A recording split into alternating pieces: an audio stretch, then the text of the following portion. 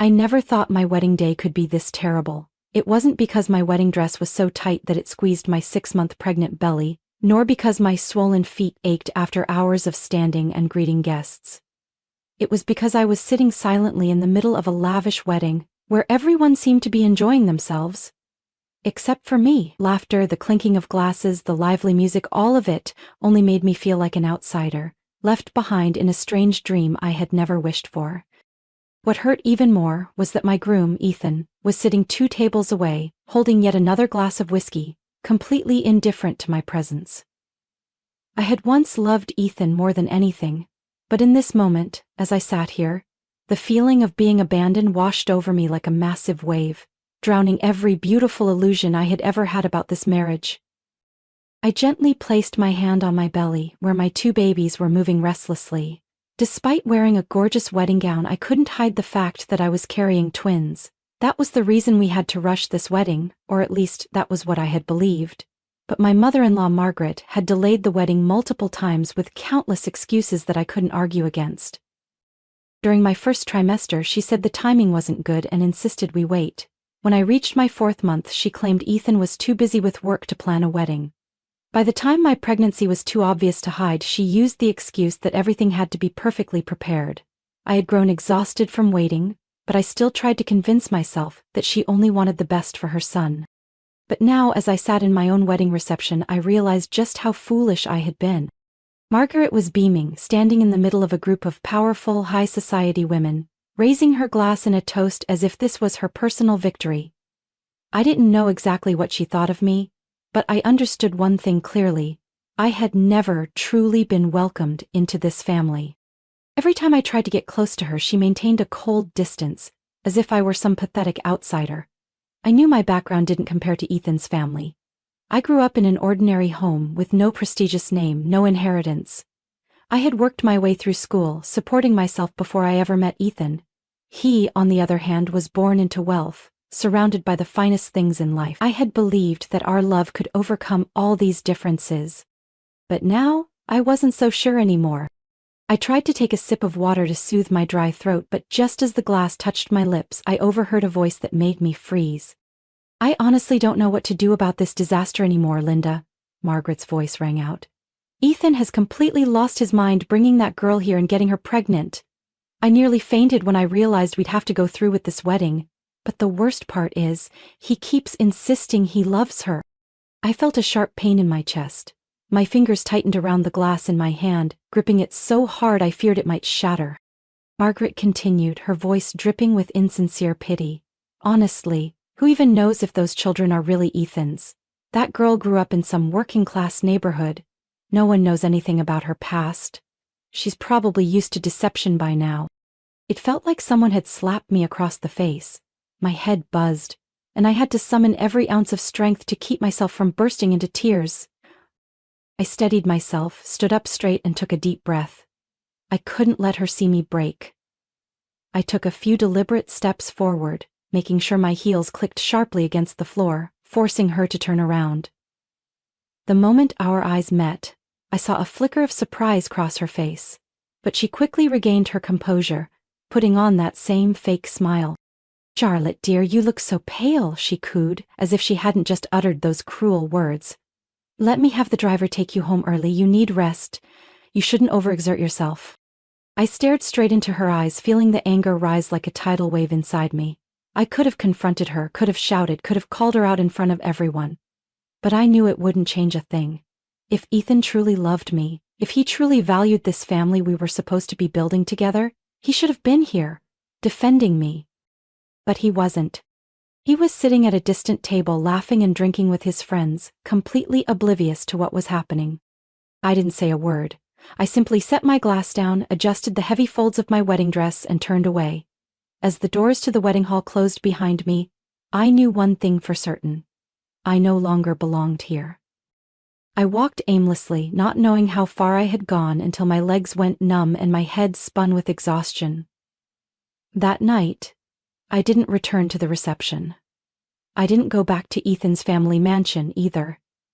Instead, I used the last bit of money in my purse to rent a small hotel room.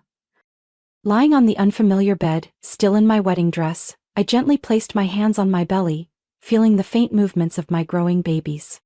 I had hoped Ethan would realize my absence, that he would search for me among the glittering banquet tables, call me in a panic, asking where I was. But no.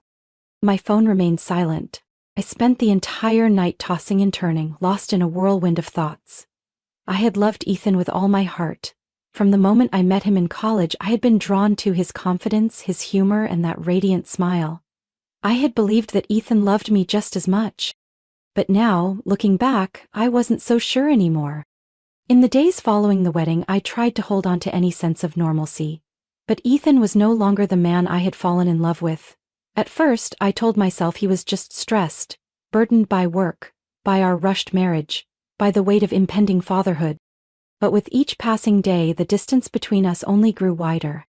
He started coming home later than before. Sometimes he wouldn't come home at all, making excuses about urgent work or meeting friends. When I asked him about it, Ethan would simply frown and tell me not to make a big deal out of it. As for Margaret, she didn't bother hiding her satisfaction as Ethan grew more distant from me. "My son has always been busy," she said, her voice full of hidden meaning. "Charlotte, you should be more understanding. Don't make Ethan feel trapped." I wasn't naive. I knew exactly what she was doing. Slowly but surely, she was encouraging Ethan to pull away from me. Margaret's poisonous words began to seep into Ethan's mind. I could see the way he looked at me change, as if he was questioning whether I truly deserved to be his wife. And the worst part? I didn't know how to stop it. I was carrying twins, and it wasn't an easy pregnancy. I was constantly exhausted, dizzy, my back aching to the point where I couldn't sleep, but instead of caring for me, Ethan only became more distant. By the 7th month, when the doctor warned that I was at risk of preterm labor, I was terrified. I called Ethan while he was at work, my voice trembling as I told him what was happening. I hoped he would rush home, hold me in his arms, and reassure me that everything would be okay. But his response felt like a heavy weight crushing my heart. "Charlotte, you need to take care of yourself. I can't be worrying about you all the time." I had no words. I simply hung up, staring at my phone, as silent tears streamed down my face. A few days later, in the middle of the night, I was hit with unbearable stomach pain. I tried calling Ethan, but his phone was off. The pain was so intense that I couldn't even drive myself to the hospital. Desperate, I called Margaret. But instead of showing concern, she responded coldly. "This is exactly why I told Ethan to think carefully before marrying you. Now deal with it yourself." I had truly been abandoned. I don't even remember how I made it to the hospital, only the sheer panic I felt when the doctor examined me and insisted that I needed to be closely monitored. I desperately hoped Ethan would come. But he never did. I lay there alone, listening to the steady beeping of the hospital machines, feeling as if the entire world had turned its back on me. After 3 weeks in the hospital, I was too exhausted to expect anything from Ethan anymore. I realized I had to be strong on my own, because I had no other choice. Then, on a stormy night, a sudden wave of excruciating pain hit me. The doctors rushed to prepare the delivery room, and I was completely alone. I had once imagined Ethan would be there, holding my hand, comforting me like any loving husband would. But as I looked around, all I saw were the unfamiliar faces of doctors and nurses. After hours of agony, I finally heard my children's first cries. 2 tiny babies, 2 little angels I had feared I wouldn't be able to take care of. But the moment I laid eyes on them, I knew I would do anything to protect them. No one came to visit me, no messages from Ethan, no calls from Margaret. When the nurse asked if I wanted to notify my husband, I simply shook my head. Ethan had chosen to abandon me, and from this moment on, I would no longer need him. 3 days after giving birth, I was discharged from the hospital. Ethan wasn't there to pick me up. Carrying my 2 newborns in my arms, I stepped out of the hospital doors with a heavy heart. I had no home to return to, I had no idea where to go, but one thing was certain: I was no longer the weak girl I once was. I had lost Ethan. I had lost the family I once thought I belonged to, but I still had my children. And this time, I wouldn't let anyone take them away from me. I left the hospital, holding my 2 babies tightly as I walked through the biting cold of a December evening. Cars rushed past on the streets, streetlights flickering on as the sun dipped below the horizon. But I had nowhere to go. Ethan had abandoned me. Margaret didn't even pretend to care about her own grandchildren. Their mansion was no longer a place I could return to. I had no one to rely on. The little savings I had before marriage had nearly run out after weeks in the hospital. I clutched my babies close, fear creeping into my heart. But I knew I couldn't break down. I had picked myself up before, and I would do it again. As I fumbled with my nearly empty wallet, trying to book a taxi, a gentle voice spoke behind me. "You need some help." I turned around. A woman in a nurse's uniform stood there, her eyes filled with concern. I recognized her. She had taken care of me in my final days at the hospital. "I'm Rebecca," she introduced herself. "I saw you leaving with no one to pick you up. Are you okay?" I swallowed the lump in my throat, trying to appear strong, but my voice still trembled. "I don't know where I'm going." Rebecca glanced at the two babies in my arms, then, without hesitation, she said, "We can't let you wander around in this cold. Come home with me.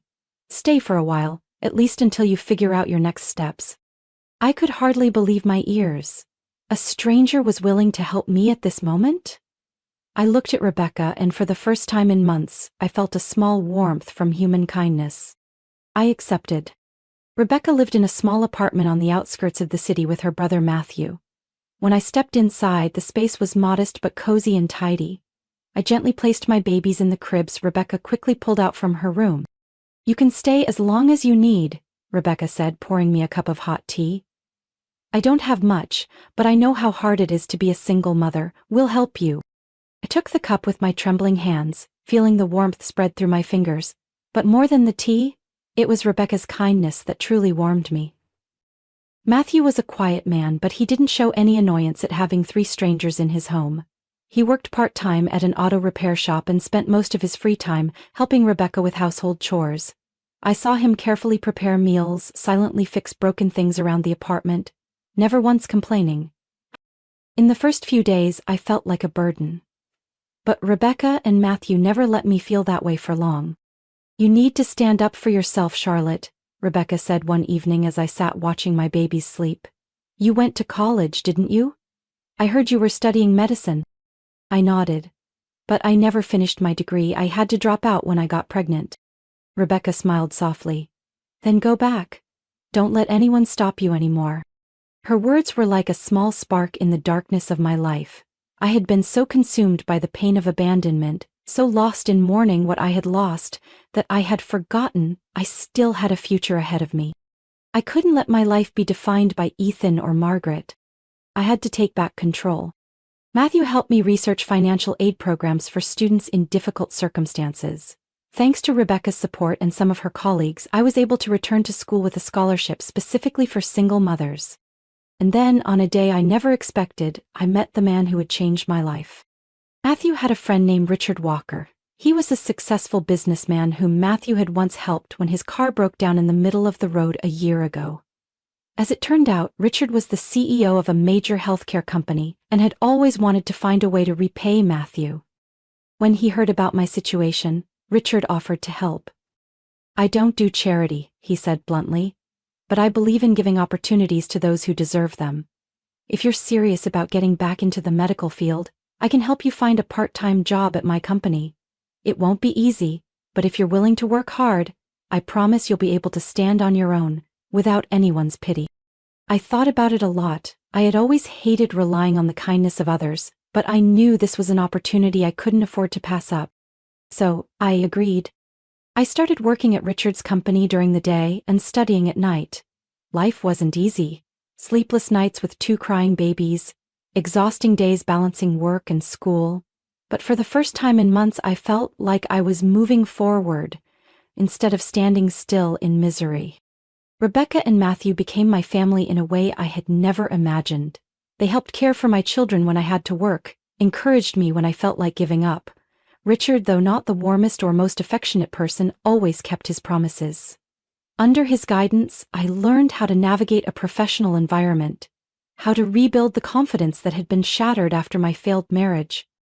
And then one day I looked in the mirror and saw a different woman. No longer the weak Charlotte who depended on Ethan's love. No longer the naive girl who believed love alone was enough.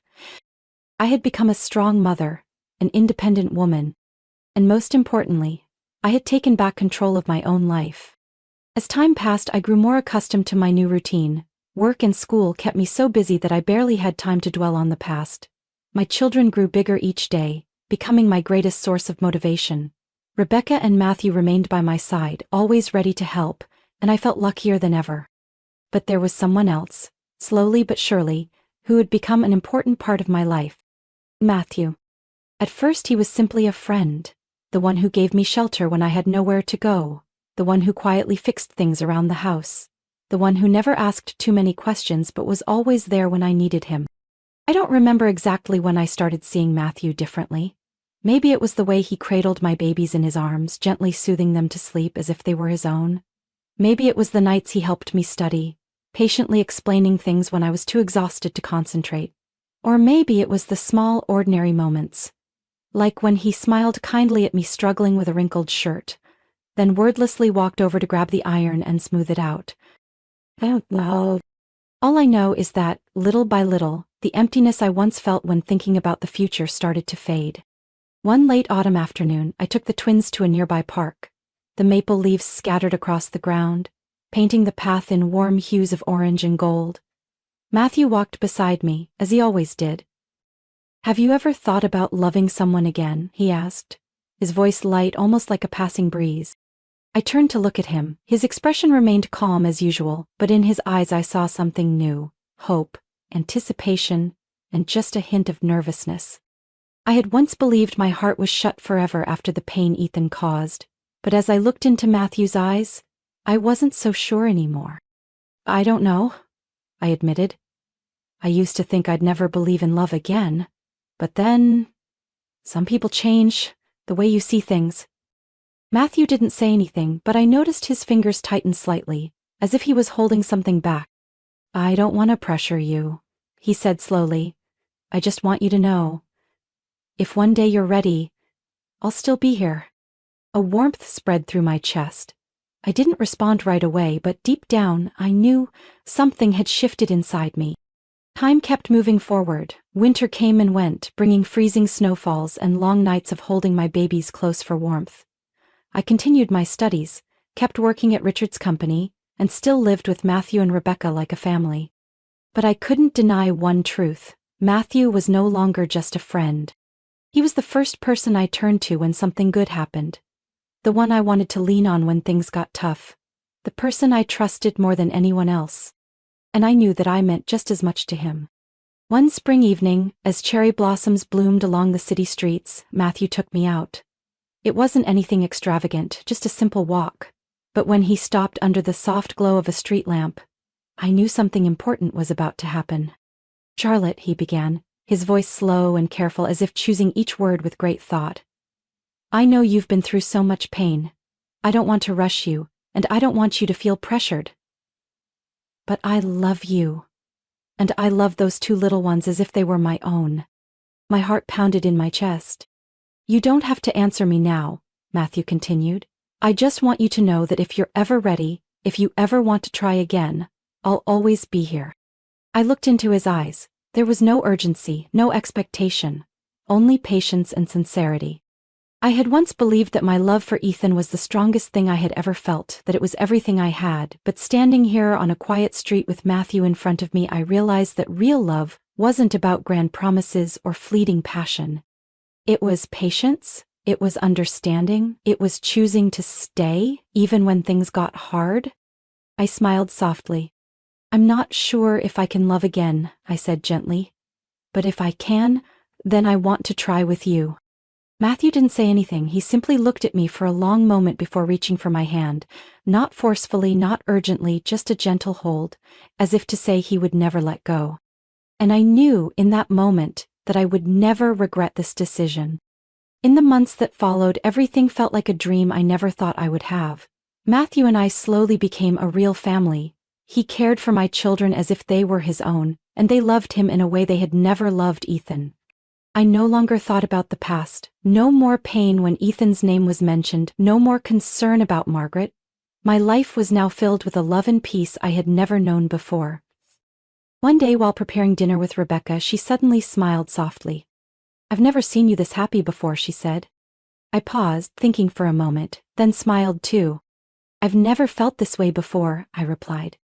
And I knew, this time, my happiness was real. My life gradually fell into place. The twins grew up healthy, filling our home with laughter and warmth. Matthew was always by my side, loving and caring for them as if they were his own. I had finally completed my studies and officially became an intern at a major hospital. Step by step, reaching for the dream I once thought had slipped away forever. I no longer thought about Ethan or his family. But that didn't mean they had disappeared from my life. While I was rebuilding my future, the Smith family was falling into chaos. After I left, Margaret lost her grip on Ethan. He began drinking heavily, frequently missing work and drowning himself in gambling. The Smith family's business started to crumble. Longtime business partners lost faith in them as they watched Ethan spiral deeper into reckless decisions. Then, disaster struck. A failed business deal pushed the company into severe financial turmoil. Debts piled up, stocks plummeted, and in less than a year the Smith empire collapsed entirely. They lost their lavish mansion, their assets were seized by the bank, and their once pristine reputation was ruined. Margaret, the woman who once controlled everything, became bitter and desperate. She couldn't accept that everything she had built had been destroyed, and most of all she blamed me. One day while at the hospital I received a strange message from an unfamiliar number. "Charlotte, if you don't come back, I will make you regret it. Did you really think you could escape?" I froze as I read the words. A cold shiver ran down my spine. I knew exactly who it was. Margaret. She couldn't accept that I had walked away from their lives and was now living better than ever. But I didn't think she could do anything to scare me anymore. I had escaped them. I had a new life. I ignored the message, assuming it was just empty threats from a woman who had lost everything. I was wrong. That evening while Matthew and I were preparing dinner, my phone rang. It was the daycare. My heart clenched instantly. "Miss Charlotte, something's wrong." The teacher's voice was filled with panic. "The twins! We can't find them. Someone picked them up, but it wasn't anyone on their approved pickup list." Everything shattered in front of me. For a moment, it felt like my heart had stopped beating. "What?" My voice shook, nearly breaking into a scream. "Who picked them up?" "We don't know. A man. He said he was a representative of the family. But when we checked the records, there was no such person. We've already called the police." The phone slipped from my hands. My whole body trembled so violently that I couldn't stand. Matthew rushed to catch me, his eyes filled with horror.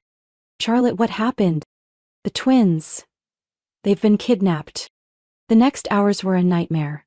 The police arrived, took statements, searched for every possible lead. I knew exactly who was behind this, but there was no proof. I couldn't just sit still. While the police conducted their investigation, I called every contact I had, desperately trying to figure out where they could have taken my children. Then an anonymous call came through. "If you want to see your children again, come to this address." Alone. I didn't need to ask who it was. I ran out of the house, ignoring Matthew and the police as they tried to stop me. I couldn't wait any longer.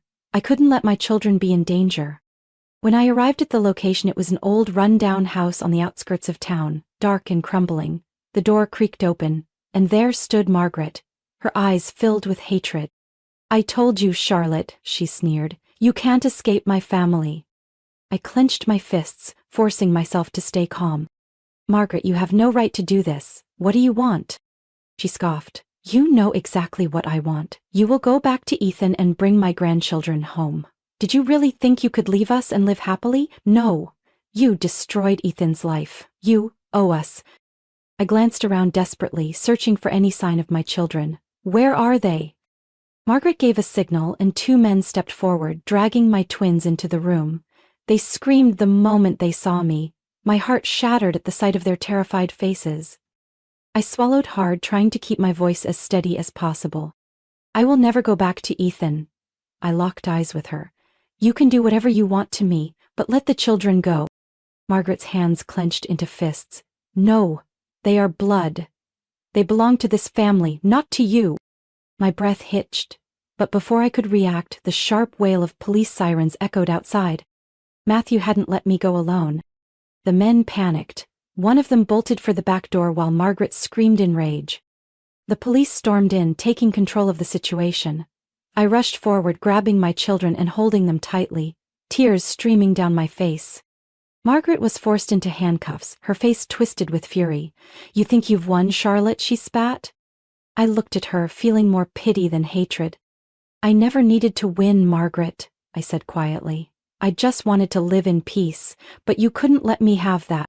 She was dragged away. The police assured me that she would never have another chance to harm me or my children again. I held my children tightly, feeling their warmth as a reminder that I had reclaimed my family. And this time no one would ever take them away from me again. Tears streamed down my face as I clutched them close. Their small bodies trembled, their tiny hands gripping onto me as if letting go meant they would be taken away once more. I closed my eyes, taking a deep breath, trying to suppress the rage burning inside me. Margaret, still in handcuffs, was dragged away, screaming and thrashing, her face twisted in fury, but this time, I wasn't afraid anymore. Matthew rushed to my side, kneeling beside me, his hand resting gently on my shoulder. "Are they okay?" I nodded, though my throat was tight. "They're safe. But I can't forgive this." The police kept the scene secured, collecting statements and evidence. An officer approached me, his voice serious. "Miss Charlotte? Do you know who orchestrated this kidnapping?" I looked him straight in the eye, without hesitation. "Margaret Smith." The investigation moved swiftly. The kidnappers were arrested soon after, and some of them confessed that Margaret had hired them for a large sum of money. Police uncovered messages, phone calls, and financial transactions, proving that she had been planning this for a long time. When all the evidence was presented in court, I felt a kind of relief I hadn't known before. Margaret was charged with multiple crimes, including conspiracy to kidnap and endangering the welfare of children. But the most terrifying part was her mental state. Throughout the trial, she screamed at me, cursed me, calling me a fraudulent woman, and insisting that the children didn't belong to me. Psychiatrists determined that Margaret was suffering from severe mental instability, to the point where she could no longer control her actions. In the end, instead of being sentenced to prison, she was committed to a high secular psychiatric facility for dangerous criminals. I didn't feel victorious. I didn't feel triumphant. I just felt empty. A man who once held power, wealth, and status was now locked away within 4 cold white walls, living in a world of his own. That was the price she had to pay. As for Ethan, after this scandal, he completely fell apart. The truth about the Smith family spread across the city. Headlines about a deranged wealthy mother attempting to kidnap her own grandchildren to force her ex-daughter-in-law back filled the news. Their family business, already on the brink of collapse, was buried even deeper in debt. The remaining shareholders pulled out, and Ethan's assets were frozen as authorities investigated the financial mess. With no home, no money, and no reputation left, Ethan spiraled into despair. He drowned himself in alcohol and gambling, falling into the hands of loan sharks. Rumors spread that he had mortgaged his last remaining possession, a small apartment his family had bought before their bankruptcy. But when he failed to pay off his debts, the collectors came for him, and in the end he lost everything. One day I received a call from an unknown number. "Charlotte." The voice on the other end was tired, hoarse, but I recognized it instantly. "Ethan." I gripped my phone tightly, my heart pounding. I had thought I would never hear his voice again. I didn't know who else to call." His voice trembled. I have nothing left." I closed my eyes, forcing my voice to remain steady. "What do you want, Ethan?" "I just want to see the kids," he exhaled heavily. "Just once." I hesitated. Part of me wanted to hang up immediately, to erase him from my life completely, but another part reminded me that no matter what, Ethan was still their biological father. I took a deep breath before answering. "I'll think about it."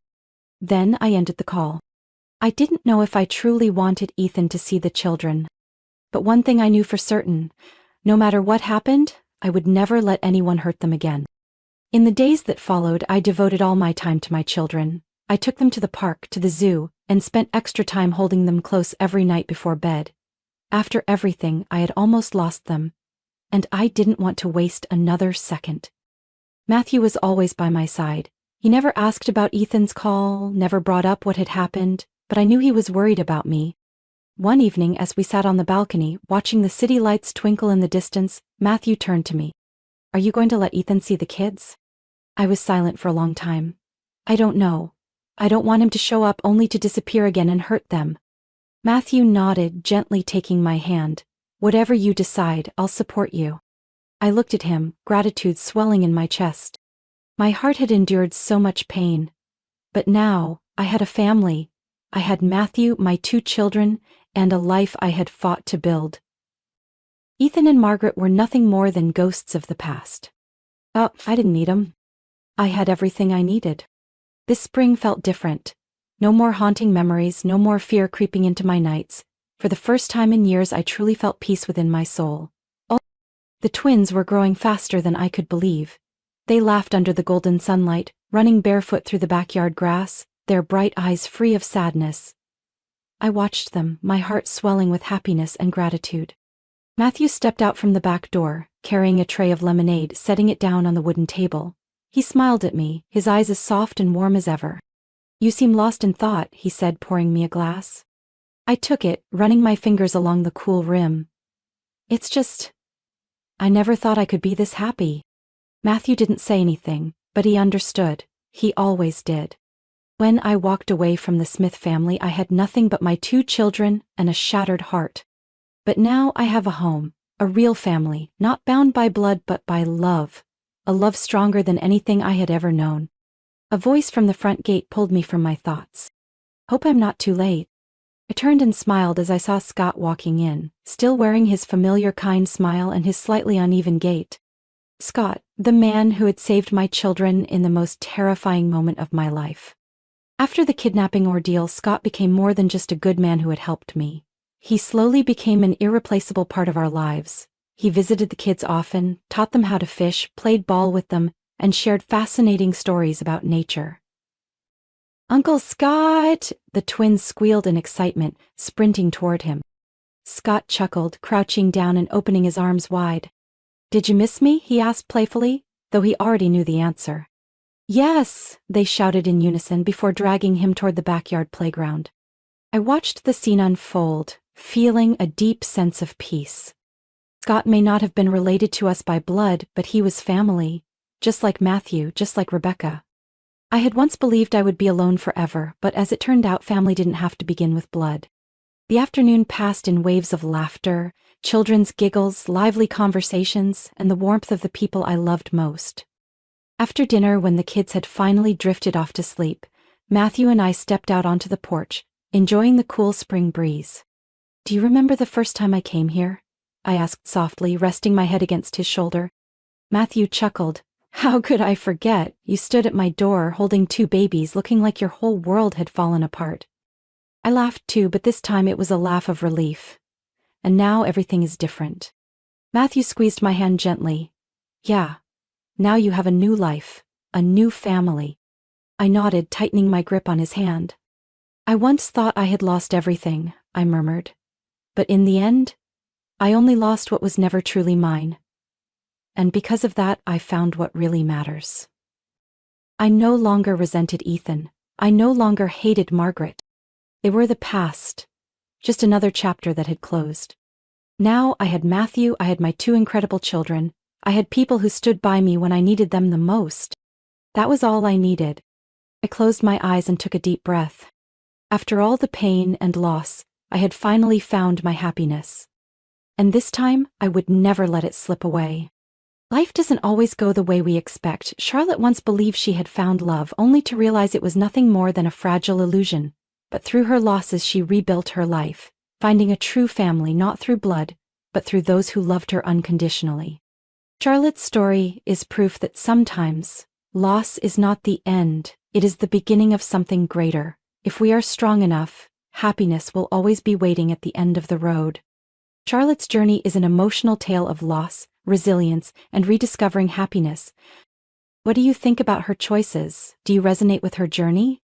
Share your thoughts and don't forget to follow the channel for more meaningful stories about life,